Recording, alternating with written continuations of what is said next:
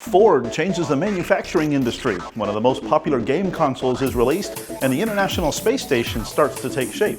It all happened this week in tech history.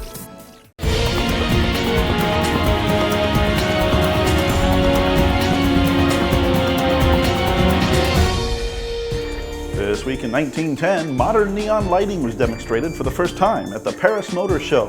The first neon advertising sign was sold to a Paris barber 2 years later. The first neon signs to arrive in the U.S. were for an LA car dealership in 1923, at a cost in today's money of over $300,000. In 1913, this week, Ford Motor Company introduced the first moving assembly line and forever changed the manufacturing industry. Ford's innovation reduced the time it took to build a car from more than 12 hours to 2.5.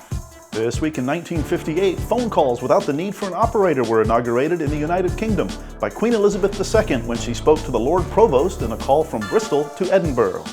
In 1994 this week, the original PlayStation, developed and marketed by Sony Computer Entertainment, was released in Japan.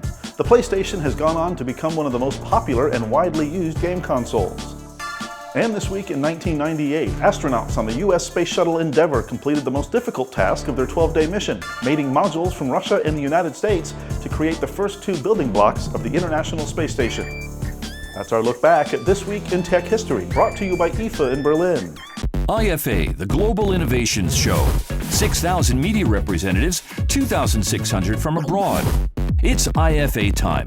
Meet the official partner of the future in Berlin. Stop by our website anytime where you can download our free podcasts, check out the listings for our weekly 3-hour radio show, and download our free Into Tomorrow app. We'll catch you next time on This Week in Tech History.